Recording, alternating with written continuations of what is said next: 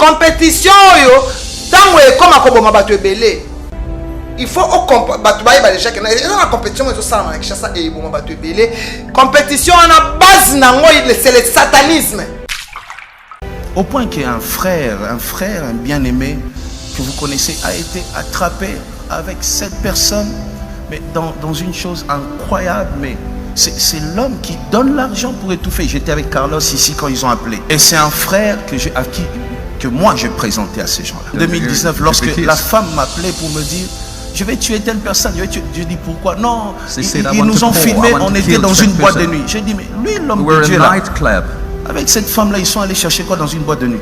On a déjà donné l'argent, mais ils ont dit qu'ils ne vont pas arrêter, qu'on rajoute. Vous êtes arrivé là? J'avais dit je vais être très loin de cette histoire. I said I want to be away of that.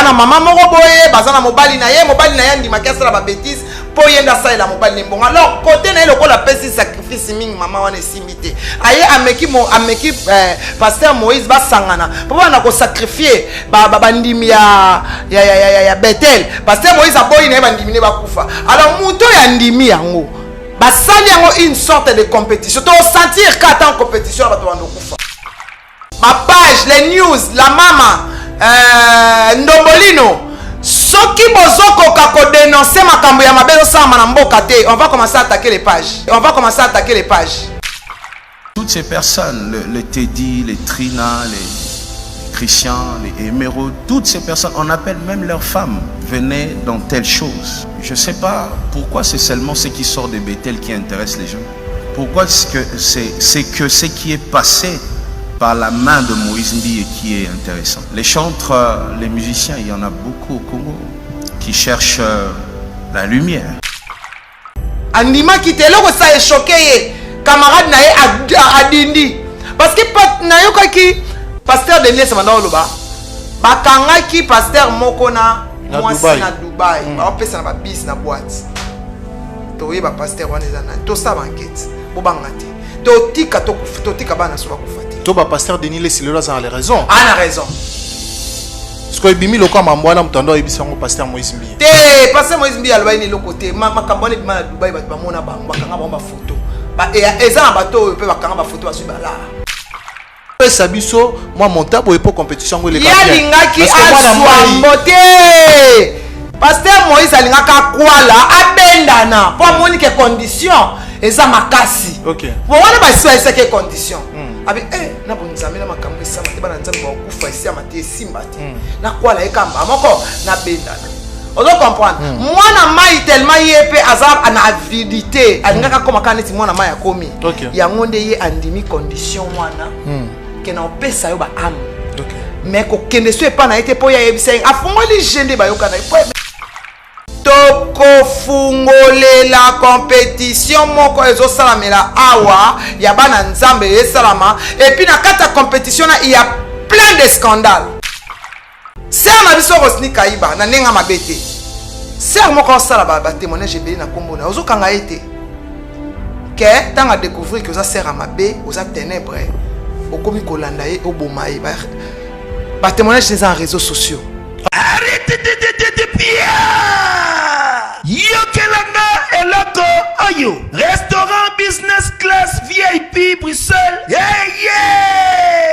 Restaurant business class VIP. Yeah. Ouais, zali na ba cuisine spécialisée na ndenge ya mukiete lokola cuisine spécialisée congolaise pe africaine. Awa soki okoti biloko tu ya mboka okoliango joli kitoko. O makayabu, kwanga, mbinzo, ndakala. Okoliango joli kitoko awa bilubutu elamba maka awa. Bongo biloko ya kotumba lokola soso, ntaba, mbisi. Awe tumba maka joli kitoko na niveau ya kosakana te olie ozamo bimba. Na restaurant business class VIP na Bruxelles bazali pe na mobange na salle oyo ba organizaka ba activité ya ndenge na ndenge lokola ba soirée ba anniversaire mariage conférence pe ba activité mosusu ekoki kosalema awa ozo tuna ngai soki ezali wapi restaurant business class VIP na Bruxelles ezwami na adresse oyo 39 boulevard Jubilé Bruxelles 1080 métro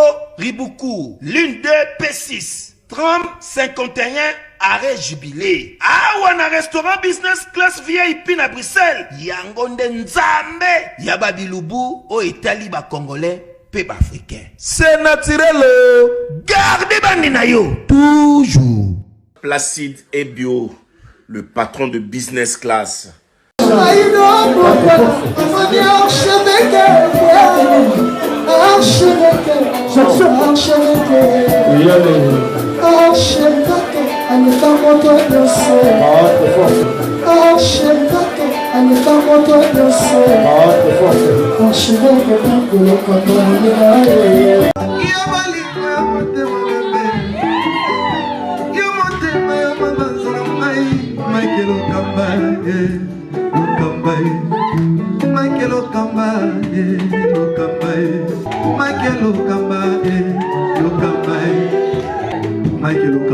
Au Monitigoyo, l'artiste, c'est l'improvisation.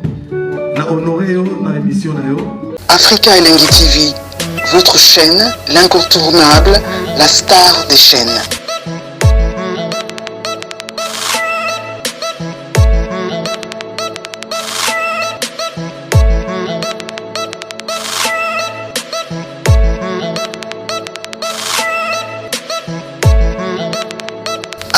Africa Elengi TV, la magie de l'info.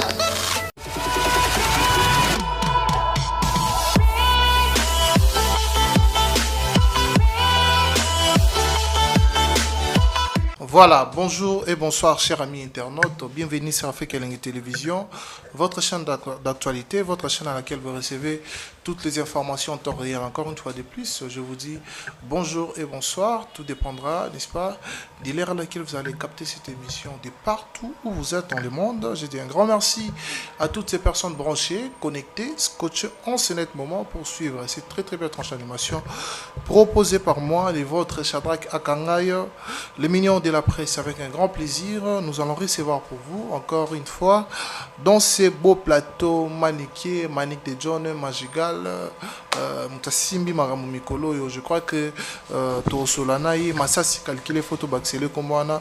Donc Sogi Betty, Zarabena arme droit. Donc Yair a raté. Donc Boebi Keba Massas n'a pas de répercussion. Bao Balo Barate Balobara. Bao Balo Barate Balobaka. Bao Basala Rate Basalaka. So Manikia Betty Massas calculé. Alors connectez-vous déjà, partagez cette émission, évitez aussi les gens, n'est-ce pas, de suivre cette émission parce qu'il y aura d'ici aujourd'hui. On va parler de l'actualité. Nous le savons que l'artiste et musicien Ferrego là nous a donné un tout petit peu les goûts de la sauce avec la chanson intitulée Rumba Trap. Tomé Kampé Kolobelango, Tomoni Nzembo Rumba Trap, mais dans le format ya zouk. Toyeba idéologie ni Ferrego la même libiso. Azui zouk a commis son Rumba Trap, to ezaka rumba. Mais l'instrumental, to mélodie, ya zouk. To meka kolobelango na maniqué. Déjà à la base, il faut que tu azali moi aussi un musicien. Ayebi pe maman mindu le wana bien parce que fait babiando en chonko. Azali muto a umeli na maniqué befandine plus de 18 ans de mariage comme elle le dit régulièrement dans l'émission. Naye asala katome kampe kolobelango pe parce que azam muto ayebi moi musique ndambo. Alors merci Nabino parce que vous avez belé à Rolanda Bisso. Je dis un grand merci à tous ceux qui nous soutiennent de partout dans le monde entier. Merci également à Karim Manissa British. Bonne fête aussi pour ce mois de la femme, pour ce mois de la femme. Je te souhaite beaucoup de meilleurs, beaucoup de bonnes choses. Que les meilleurs soient parmi Babloko et co-accompagnés également à Docteur Pierre-Ant Enfant de Coco. Merci beaucoup pour ton soutien. Et merci également à Maman Jeannette Batumbiala. Un grand merci à Jean-Yves Bikou qui les boise de Bruxelles. Sans oublier Marcelo Juif Noir. Il y a Maman Nabiso Arla. Mère des jumeaux, Marcelo Juif Noir, Motema Arla, mère des jumeaux, na Katia Irlande, na Bundes. En tout cas, merci Nabino Penda, Jean-Yves Bikou qui les boise de Bruxelles, merci pour ton soutien. Maître Noël, Maître Mavinga. Donc, merci vraiment pour ton soutien. Un grand merci également. Là-bas, Oyobaza connecté, sans oublier nos abonnés. Je suis avec Manique de John, Richard Tessa Fungola Bisso, pour Daniel Chandou, à l'émission de Oualingara Mingi. Manique, bonjour. Bonjour Akangaï. Bonne santé. Santé, ça va, Dieu fait grâce. Voilà. Merci vraiment pour la souffle de vie. Nzambe nangai. Nzambe na biso yo. Apesa biso pema. Vraiment, surtout on a un accident. Ce qui nous a embêté mon boulot. Vraiment. Quelquefois, et ça a passé. L'église bazoté en bonzambe à solo. Bazo batute. L'église presque ça va plein. Ils ont bonzambe, le bakombo nzambe mais soubasma ils ont mabé. Baotunza mais nzambe mukaba qui n'attend de la fin. Ambani wana sala ma to rendre grâce. Habite juger, te condamner parce que lui seul peut faire ça. Je salue mon pasteur Alphonse Kayenga de l'église et maman Philo. Maman pasteur, je salue Yago, Chimène Lopez Koulé Kardashian de Poussin, donc on a pu sur Bambote Bélé, Alexandre Kazembe na Kolwezi, Bita Morena na reine de poésie, on a pu sur Bambote Bélé, on a pu sur merci na nengo invité na plateau, on a pu merci na abonné à Africa LNG TV.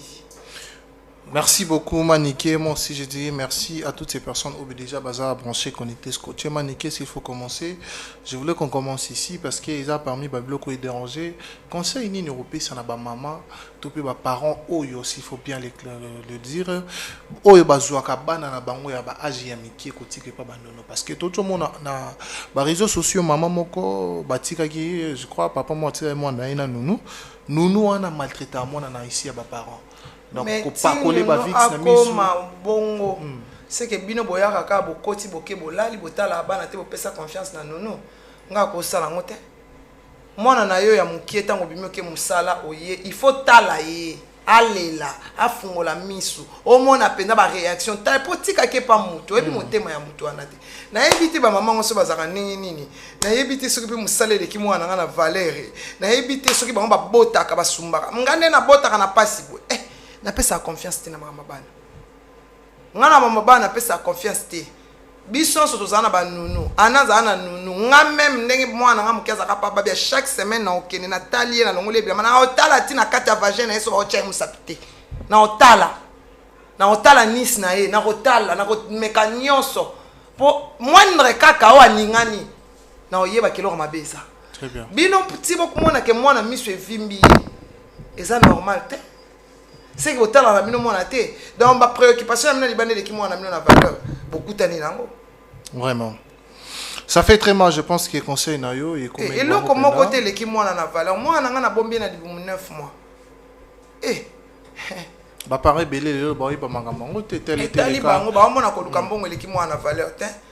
Et bien tika mwana pas mutu bongo te obimi otiki mwana tango mana midi oyo otala. Est-ce que elle ça qui est nasina mwana lisolo mwana musala apesa mwana nyalia baba misala sala mambo bela apesa mwana soyi na ye crachat ouais crachat na boakele na monoko mwana zwa meli donc okotikela mwana batikela mutu mwana ayebi oluba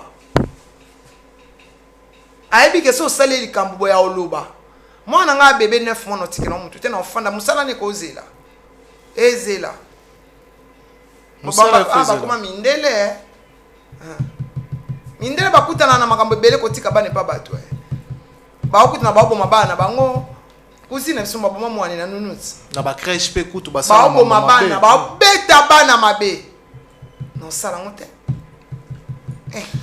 Voilà, merci beaucoup Maniké. Je crois qu'il y a conseil au et comme lié place hasard au la biso bateau para bateau pe ba para on na colère na ina ndako na yeko kitisa mwana kwa mwana dikola mwana awazana ba stress na yo kitoni ko est-ce que muto otikela mwana no est-ce que cerveau n'est pas bien au pesi mon n'est pas détraqué mental et ayebi ne valeur à muto saka na ye bon apopia os moni mo apopia moni mutu ba bipolaire le souci Vraiment, ça fait très mal, ça fait très mal. Le conseil au topé, ça rend la maman topé par responsable, ni surtout boza. Parfois, papa, ozara na maman kufa, parfois bokabwana, otika na ba na yomoko. Na place aux anounu, il faut quand même qu'on soit ndeko, cousin ou cousine, azo soin bana. Soit senga ta au foot yepona. Ba bloka bo et ça ne m'appelle trop té. Bota la réalité au bande de moi, soit comme avec les. Soit comme avec les. Parce que comme il y a nani. Il y a eu libella parce que libella quoi. Bah oui. parce que au tika qui moi nous préférer qui musala donc voilà donc conseil au manika pesibino na part nanga bozo amupinda bo optango pour un changement total à la réalité zo comme là-bas. Alors maniké voilà dans cette émission parlons aujourd'hui de la musique fait Rigola nous avait promis dynastie tomoni abimisi biso chanson moko ya rumba trap ango tomoni yango na moi beat ya zouk tomoni yango on dirait qu'ils ont kende trop zouk parce que zouk est à moi banguma la ngoma ba rythme nango. Donc, mais il y a prometté que biso obeta rumba, mais trap.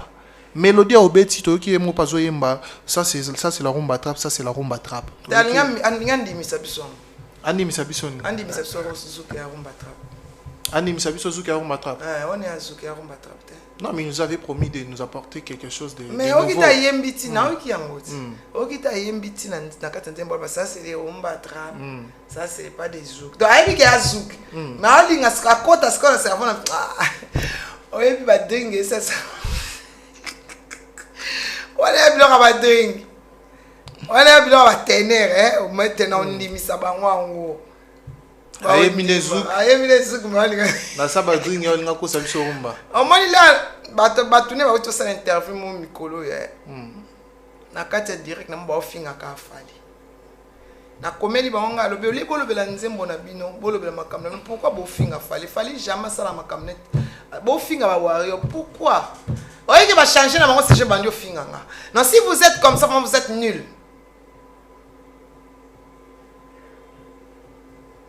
Bino nde bopesa fali siksaza nango bino ba fan soki pe ba golwa e ngana otanga bino so ba golwa bino nde bopesa fali six parce que botala leader na bali botala leader na bino bo s'occuper na ye botala ba erreur osala ba erreur grave asala ka ba erreur mutu fa kwa yakao nazana vidéo na yemoko na après podium acha. C'est pas normal. Donc on a besoin d'en finga bino na tchala nga ngona si. Parce que auto lo baseno ya rumba trap to ya zouk. Ya zouk ba tikanga ko ya zouk. On va trap ya zouk. Ya zouk. Donc eloko ya sika oya lo ba ki o mema amemine eloko teto lo ba. Ameme lote. Abeti ne ka zouk. Abeti zouk. Musique ya bapaya mae. Quand même ça lui exploit. Comparaison d'union ça là en termes de comparaison normale parce que la science s'il faut comparer la chanson de Fally Ipupa 100 et la chanson de Fergola Ochobi Masiko na oreille musicale parce que aux alipes moi c'est un musicien ou à comment banzem 100 est ça professionnel. OK. 100 ça pèse 100 c'est trop lourd. Très lourd dans quel sens? Mélodie, beat? Mélodie, tout, c'est instrument. Lourd. Instrument lourd. Ami Pessi. Mais kuna ba linga ba ndemisa biso lo ba mi Pessi te. OK. Différent. Ou encore un dimaki o azobeta musique ba Fally ba beta tiko changer ba combo. Tala, on moni problème na bango na bat na nyonso eza ba na ba complexe. Ba longwa na complexe de supériorité wana Fally azana ba ba. OK bien. Tant que on va s'arrêter le connaît basé sur Fally et Simbate. Tant que on la te lambo pena na oke dende la mani ki o mona pa no salems e ko Simbate. Nde na lati boy. Na journée na moi de le 8, na lati boy. Na lelo le 10. Na lati sur même robe. OK. Yanga. Yayo moko. Yanga. Bon ko na saki challenge awa mutu nyonso aya na elamba na fin de l'année yaka na elamba la taki na bazana nte. Pour mingi ba defaka aki ko defelo ko binaki odendela mani ki odendela nani ngala ta trop na koma kasi. Voilà, merci beaucoup. Parlons aujourd'hui des dynasties. En termes de musique. Aujourd'hui, Weranson a fait sa biso ba chanson belé. J'ai même piano un artiste congolais qui, n'est-ce pas, a fait des exploits. Tika biso ba chef d'œuvre belé et belé opeto tu goyo quand même. Ah, siko tango yaki. Okuta to yo kanzembo ya papa na biso Adam Bombole. Mais sikoyo après sa biso promesse ya balle de match. Ça fait plusieurs années que la balle de match c'est vraiment ça ma question. Est-ce qu'il y a Kobi Misanjembo? Pourquoi il y a bangaka? Abangani. Na éviter. Il y a bangaka Kobi Misanjembo balle de match si lelo. Ba pesa ba mbongo banzembo ba kufi ba kardozo ba kufi. Mwana mobali ya Angola akufi. Ba oki banzembo na bango ta. bato bapesa mbongo mpona balle de match bakufa mpona mbongo bayimba bona balle de match banzembo na bango ebima te Cardozo akufi ayoki nzembo ne te ti akufi bayembeli ye te nzomona sikoyo estce kuna aopesa tolobaki eza risque mpona producteur bon wana ayebi te na bariske mpona producteur nga na otuna nde kuna opesa aotya nzembo mpo yalingaka te bazela kuna mpa ozelisa bango. Voilà, merci beaucoup. Tokota directement dans le dossier Oyo, ça qui dérange la population congolaise. Oyo ça la banane nzambe en général passi et alors passi. Nakati ya tima topia mité manabango, parlons de la prédication des pasteurs Moïse Mbi.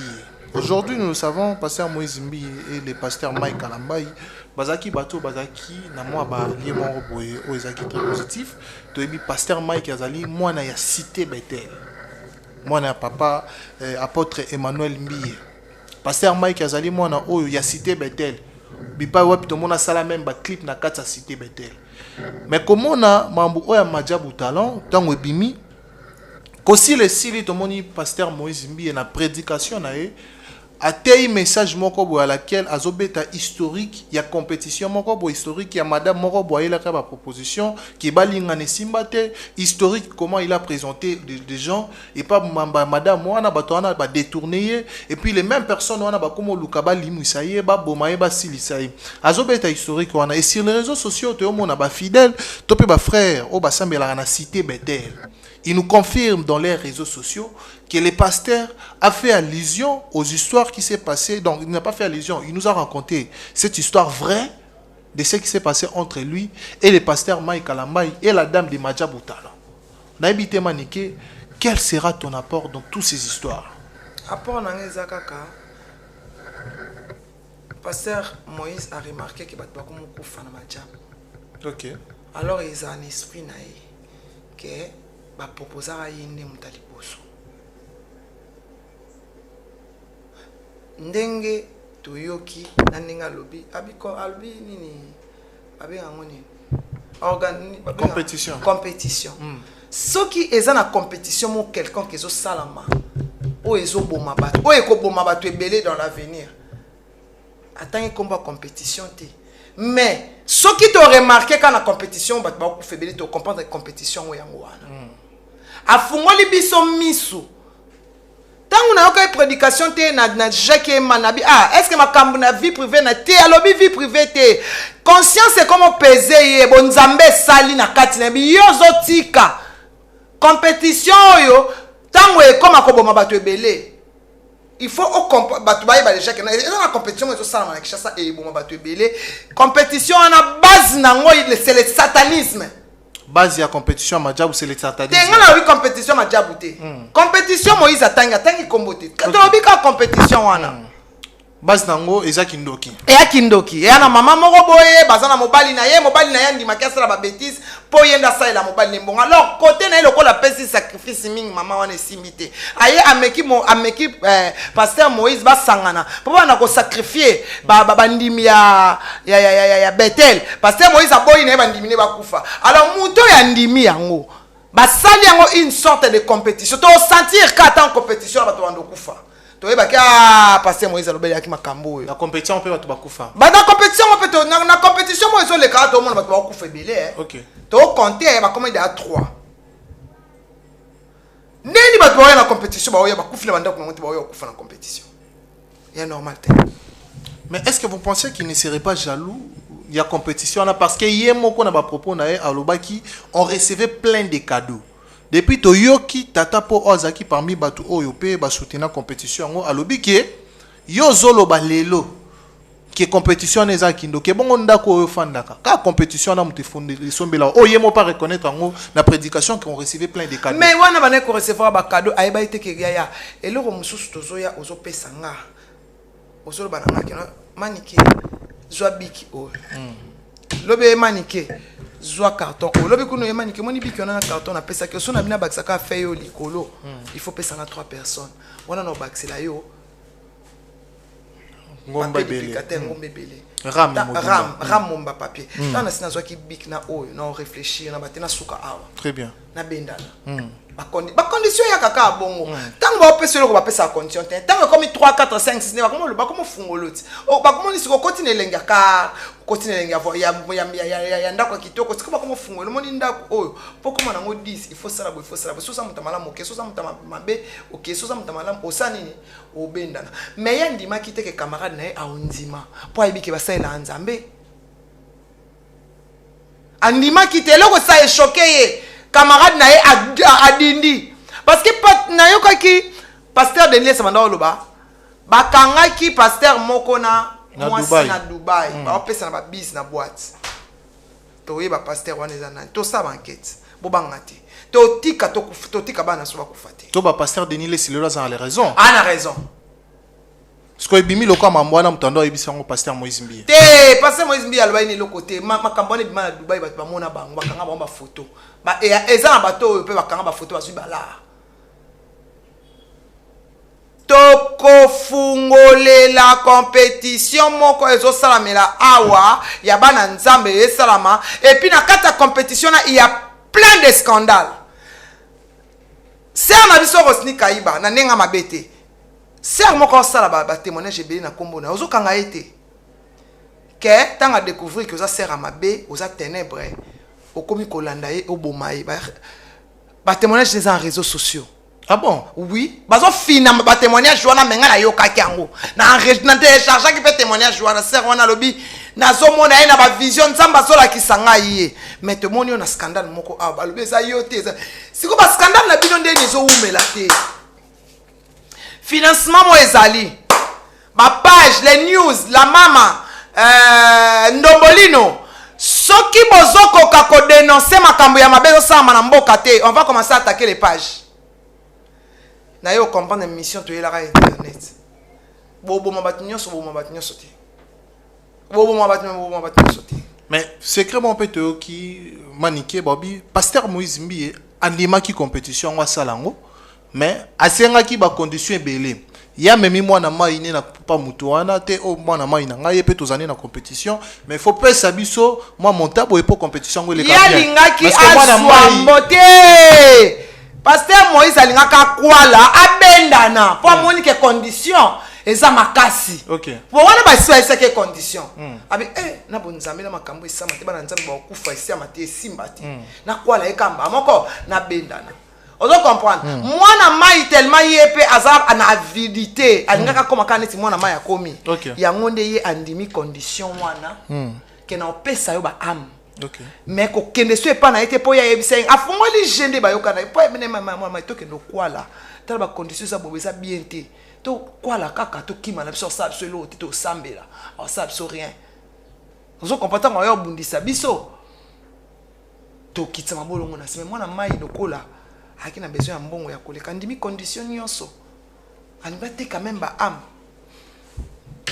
tant pasteur Moïse azol ba keno mobali na ye akufaka ba saleté ya mwasi wana c'est que c'est une déesse de l'enfer. Donc c'est à dire que mwasi wana azana mobali na ye elle voulait sortir avec pasteur Moïse wana te alinga mana pasteur Moïse na condition que non pasteur Moïse a tekele ba am bazana besoin ya ba proposition mon boulot bazana besoin ya ba étoile ya bato pona mbongo na bango to senga bongo ah baba anzambe ah ouais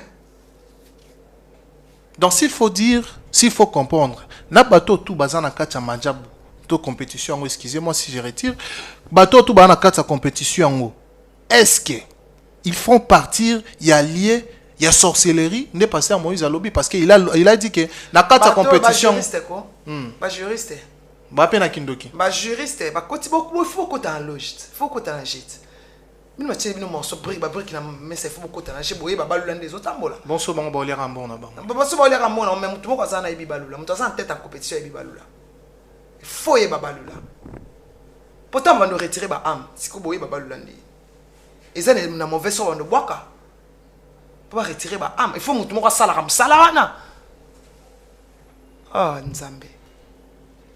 Mais pourquoi les pasteurs attendaient à ce qu'il y ait compétition aussi là Batouba Koufa après Yaoluba compétition ici Nantes et s'il est déjà toi qui est deuxième saison ok bon ici Mais là, moi, pas lobby étiqué. Il y a tant de combat compétition, avec la compétition, ils ont ça. Et là, moi, lobby étiqué. Il faut que mis sur la compétition, ils ont ça, madame Boka. Il faut que tu mis sur la compétition, ils ont ça, madame Bakoufi déjà. Makambo Sakuna, na soubassement compétition, moi, si on a c'est une déesse de l'enfer, à ce que tu es, à ça, un bon et un mobile. Tout le monde en a raison. Pour bien beaucoup faté. Pour bien beaucoup éternel, pour me dire c'est ma immortalité. Moi qui les ai en Zambie. Basala et chantage, babomaye. Il y a eu des gens au Baya, Koko Makom, vendeur, pemeni, maman, au Baté, kana cité Bethel. Batouana, Baya qui cause, espace, à côté, Kapo Baye, comment, à Kotaka, comment Bimaka. Et puis, Tiba, comment qui na niveau à quoi enlever. Pour aïebi secret. Pour aïebi secret. Les gens ont secret, il n'y a pas aïebi. Alors, le balan bisote, aïebi, c'est secret. Secret en vous années. Secret, moi, si on a. Aïebi, pour me tasser, on va bozo ba cadeau bébé. Balobé azwini azwanda kuti. Dieu mon quoi lobby qui est géré papa wana o nani. Tata po. Maman wana. Abi azwaki ndako. Abi yo zo boya compétition ngolelo, compétition ne sombela o bandako. Ah bon pour mais. La maison où tu vis, c'est la compétition qui t'a acheté cette maison. OK, siko ya sa zo bandako, tia koma na bandako sika ebi balula. Et maintenant, comment il y a joué bandako ya ebe que compétition neza kindoki. Il a voulu que les compétitions se détrônent. Ayeba andima kite ke camarade na kondima. On se comprend te. Andima kite ke camarade na ok na ngobongo. Yebe pe ke camarade ba ayeba ba maître. Ba quoi là quand même que camarade andimi makambu toi bu saleté. A se protéger pe camarade na it. Ba ça nzambe na kokwa la manike. Ya ba maître. Moi musala nzamba la sa Rolex parce que na sorti kala Rolex Rolex ta bien. A directeur na société na madobela alobela ba grade na une église te. Ba pasteur autant Rolex mon koto Rolex Rolex chaînette Rolex chombo. Ba maître. Ou ascension dans le propos de pasteur Moïse, il a dit qu'il y a beauté. Bien à Batumoussou, tu te dis que quand tu as qui tourne au cas, Batounio surtout, maman, moi, on a facilité. Toi, tu dis que j'ai la chance aligner et tout ça là. Il fait allusion à qui? Selon toi, il parle de la compétition. La compétition, il y a un scandale, il y a un étouffé. La compétition, il y a quelque chose à mais est-ce vrai que la compétition, il a corrompu ma page, a corrompre ma page belé, ma page netoyoki, qui a appelé ça corruption na ma page, et on moni maramuso et outil na compétition et bimi, moi ma page na ba chaîne est belé et le belango zate parce que ba chaîne on a ba qui corrompu. Mais non, ça l'émission, c'est quoi? Il voit comment va au talanga. Oui, bah tu combien va au talanga, bah comment va compétition, tout temps comment compétition tu éviter, mais bah on dit que va compétition les autres salama, bah tu vas couper. Et ça peut avoir un scandale ébélé dans le quartier. Les gens en tant qu'un enfant de Dieu, comment on a sali nanzambe, il faut bien le dire parce que tout le monde a des réseaux sociaux, photo ya pasteur Mike Kalamai, na pasteur Moïse Mbiye. Ne bâtir photo na bango ça fait allusion directement à Majabu. Comment on a sali nanzambe mi balé. Oyo lelo bazana ba etuluku tope ba église ya minene ba ngomba tope ba ecclesia tolo ba ona lingala ya minene bazape na bato ebele ba ko sa ba confrontation ya ko swana tomoni elo wana déranger ba na nzambe belé que pasteur Moïse passe à la télé ou plutôt passe à l'hôtel na chair na ye ateya et puis ko pesa par exemple wana devant la chair en endroit où il sait que ba je interpréter en anglais chaîne na ye eza munene église na ye eza munene et puis message wana ko za la capter pas bato belé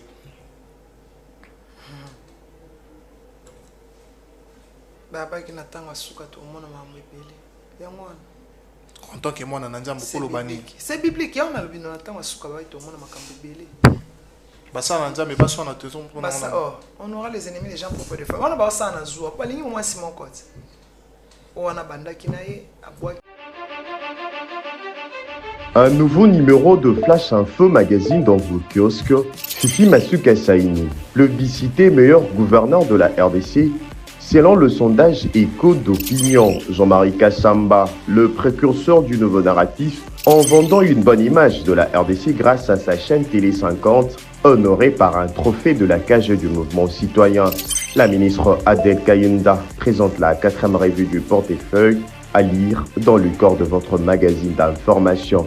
recensement et identification de la population de la RDC, Richard Ilunga déploie 6 soldats sur terrain pour accroître le rendement de l'office de route. L'opération de mise en retraite est une nécessité, une information à croquer sans modération, à inscrire dans le chapitre d'innovation Perfect Télévision, une télévision de haute définition qui gagne le cœur de Congolais. À lire également dans le corps de votre magazine, édito de Jean-Marie Bassa, ses chouchous de la presse congolaise, parle de la désinformation comme un danger pour la nation. Dans le corps, l'éditeur principal écrit « Ceux qui fabriquent dans l'ombre de fausses informations visent à faire dérailler le processus démocratique qui pourtant évolue sans heurte dans un pays dont l'histoire est marquée par de soubresauts politiques aux conséquences que l'on connaît parfaitement. Le commandant Michel Ochoudi, injustement vilipendé, le chaise du salon d'honneur en voie d'être rénové totalement à l'aéroport international d'Ondjili. Tous, derrière nos FRDC. La campagne Bendele Koyate, lancée par le ministre de la Communication et Médias, porte-parole du gouvernement Patrick Mouyaya Katembwe, apporte ses fruits. Le nouveau directeur provincial intérimaire à la direction générale des douanes et assises DGDA de la province de Haut-Katanga s'imprègne de la situation générale. 24 pages d'informations générales, 24 pages de connaissances et promotions, 24 pages qui fait de vous roi d'infos pour ne rien rater de l'actualité en temps réel. Restez connectés sur le www.flashinfo.com.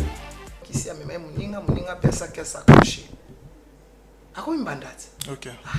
Dans les commentaires, peut être parler bon. Comme une banda. Que pasteur mi balé balingi moi simoko. Balingi moi simoko. Tout le monde. Et comme il se colle Kambazua, il y a la moi si on a sakai na bango ko place atteindre bit.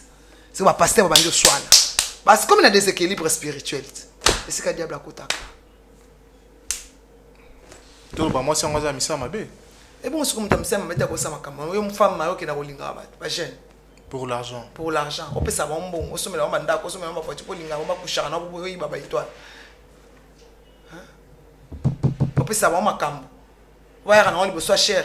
On va côté bien église. C'est que moi si on a 60 ans ici, c'est qu'après ça on peut ici. Parce que toi ton année on a ici. Faut te faire un peu miso. Ah, nzambe na masa. Ya moi on se plaindre pour l'église dans biso.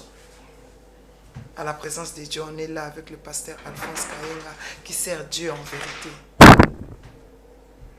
Nathalie l'église dans la binzambe ba qui tu es appelé les gens bat bon on a pas si banda mais comment va fanatique ba pasteur.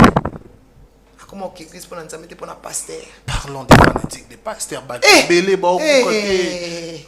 Église na ngana zo lobi côté na fanda pourquoi place on na ozwa o eloko ngana limité. Non changer. Il y a eu des voices auto qui ont maniqué sur l'affaire des pasteurs Moïse Mbili et Eliane. Sous prétexte, on a tata pour bien qu'il a des preuves et des voices à laquelle pasteur Moïse Mbili voulait détruire la vie d'Eliane Bofeno. Ah, détruire on a parce qu'il y a ça là qui m'a bon qui on a et puis soutien au Eliane à ça là qui est outa qui apporte de l'autre côté. C'est ce qui s'est dit à la toile. Mais bazong ça son na à ça que pas yo robot tu bazong. Voilà, merci beaucoup. On évolue dans cette émission. Maniké, aujourd'hui, parlons de retour de Rebo Chulo, la femme de Inosbi, la copine, s'il faut bien le dire. Maman, moi, na Inosbi. Retourne à tout le monde à répondre à des tracteurs na Union surtout. Par Union surtout, Inosbi à Saint-Tayo. Inosbi au Zuizem inanko pour kangae au Nimbongo rebo mukolo tika mwana batu et tout ça là à répondre à des tracteurs na live au salaki. Est-ce vrai ou est-ce nécessaire pour une femme qui vient d'accoucher, pour une femme qui est une femme ya star mon roboye kolika topé ko passer na réseaux sociaux répondre avec des il y a un sitocht rebo sitocht il y a un sitocht il y a un sitoche sans éducation. Elle est blablabla. Non, innocent balé ta chaise mais beauté. Parce que c'est une jolie fille, au moins moi kitoko. C'est tout. Innocent est mature, hein. Innocent n'est pas immature, il est mature. C'est elle qui est immature. Innocent soit jusqu'à moi si moi attends un mur au bois qui est banda. Au lieu à soit avant de non mwana ko ça 3 mois akene ba cours mobala leki na mayele et on va bien émancipation de la femme mwana mobala leki na mayele mobala tangi mingi tanga classe ozana no intellectuel ozana no illettré tama kambosolo bezanga tina ouchobota moi so ouchobota fandaka nano mwana na 3 semaines na sekuno apolele matrice ezana on a C so mika mpepe pas elongone fane.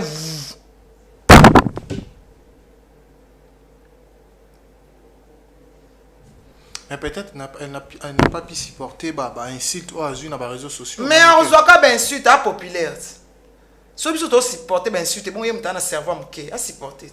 Nga maman mko na ko supporter na comment supporter. Est-ce que c'est important de répondre à des gens? C'est pas important. On répondre bato yo ebité. O bazana ba tiba komo na monte bazana longi na bangote. On répondre bon pourquoi? Bato yo ebité. Bango ba yebi yo ebi bangote. La preuve est que il faut qu'on te dise belé, bah comment ils ont On répond pourquoi? Pour gagner quoi? Peut-être. A comme une maman aïe banini en loba, pour lober ça en répercussion à bébé on a zolba. Eh bébé allez limko na ngali. Moi on peut soutenir moi aussi. On comprendre à tout tout. Beaucoup la moi on bal beaucoup la moi aussi. À comprendre à tout. Voilà, tout le paix, les Cambouya, les bala, ma bala, les lots, na mode abisso va journaliste. C'est d'abord question na tuna qui a l'autre fana mais qui aura bandé l'angle les lots. Tout le monde a bandé on abisso va journaliste. Belé va s'épanouir d'une manière assez positive. Bah éclat na bango ifungwami, njaba pambola. Na ibité esengo etoninga motema, ça etoninga motema. Mais toi ibité maniqué, avis na sur cet effet que le baizan. Banana va fungwami. Tout le monde va les tu vas qui pour toi les retours. Tout le monde Franck Stéma qui est pour toi les retours. Babala, Lelo Vincent Toulouse, Bazana Mama Waro, Maman Olive Lembe Kabila, Bazakuna, Mambo Bele, sauf ma plus grave encore. Bazana Kalemi. Nabaïcho Koko. C'est bien. C'est bien. Et le monde au Baka, c'est bien maniqué. Mon maman va dire ça va jaloux. C'est bien. C'est bien. Épanoui. Malika, félicitations. Naoki mawaka nde olela ki ponde olela mama na esalinga pasi salanga pasi makasi ozana matanga wana tango pesi nini enveloppe oleli olela mama na azate mama na monela opasi félicitations kolanda baninga te kena libala ko memango neti baninga te ozo sa libala nona ba norme ya bien ozo kene na nzela bien kene na pe bien atteindre but na yo fana na mobali na yo ko kena terrain oyo ka sonité ya Zamba Pambola. Conseil au PC, tout le monde y a sali enterrement des jeunes filles. À celle bablo qu'on a surtout dès qu'on a vu ce cas c'était moi. C'est ça n'a été. À qui n'a n'a n'a suba bantu. Il y a ils en obésité tout. Il y a ils obésité, ils a libala. Babali. Babali. Quand même on féliciter, honorer. Est-ce qu'il y a plus invitation? Soit PC au Kende. Poni. N'inga n'a pas pas journaliste ça. Bon, on a place pour journaliste, c'est pas pour ani, pour nani ni manaki. Pour ma problème ma mingi. Ma poison ça, ken pana autos en poison. Moi mon bali aussi pesi poison, matika son ma senga lobi na busani kombona. Ba pesi moi mobile musu poison. Ah, pesi moi mobile musu poison. Ya chroniqueur, pour ça qui ba poison ça. Voilà, tout comme on a vu déjà dans Souka, et émission Abisso, je crois que va te belé, basé opportunité à Rolandayo, à travers cette émission contenu actualité de Isengela qui Koloba Mamé, afin de citer dans Olinga OPSA comme un tout petit peu résumé sur les dossiers de nos serviteurs de Dieu, les pasteurs Mike Kalamai et les pasteurs Moïse Mieba, Bassan Nzambe Olelo, Bazaki non d'abord Bachantre ou Bayebana Mokili Mobimba, Lelo Bakoma Bassan Nzambe, comme on a bango, na Makambo Norstu, Tozo Benga, Abrutissement, Yakoswanaka, Koto Batao, Balobi Boy, Koto Batao, Balobi Boy, Babilo Kwananio surtout, moi canalisation Nyokopé ça. Est-ce que c'est important de continuer dans Makambo, si réellement ils sont de vrais serviteurs de Dieu? Nzambe m'a révélé bango. Nzambe ne m'a révélé bango. Nzamba okoma na baona suka.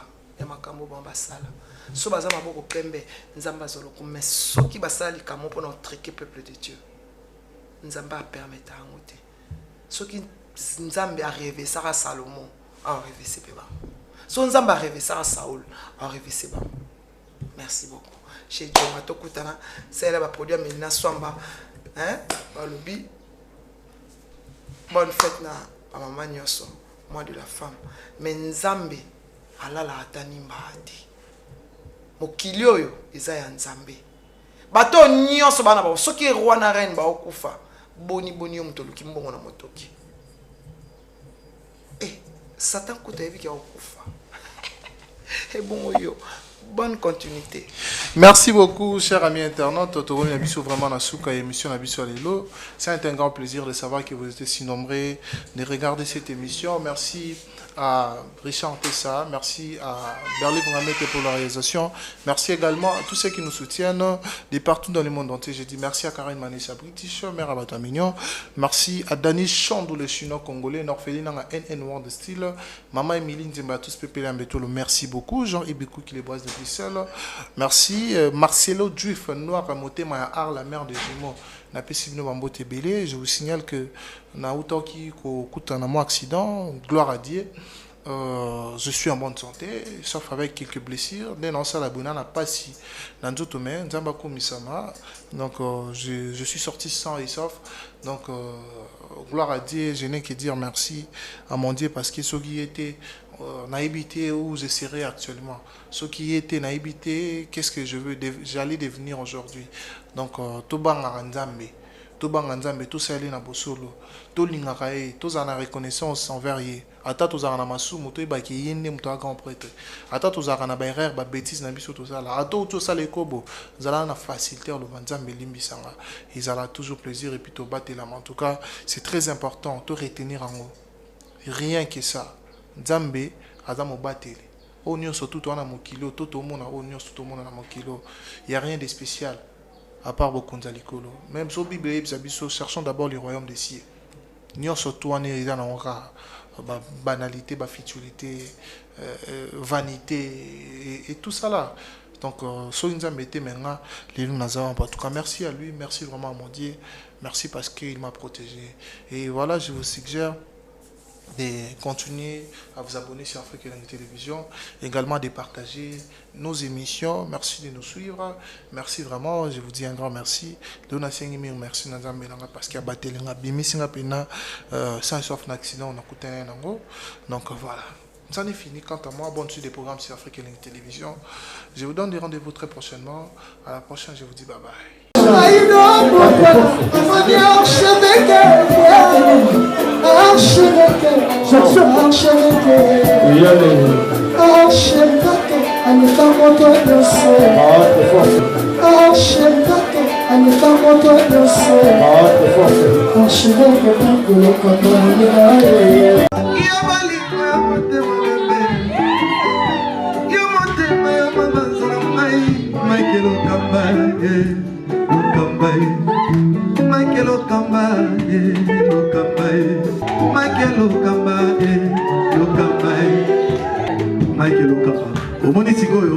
L'artiste, c'est l'improvisation. La honoré dans l'émission. Africa Elengi TV, votre chaîne, l'incontournable, la star des chaînes.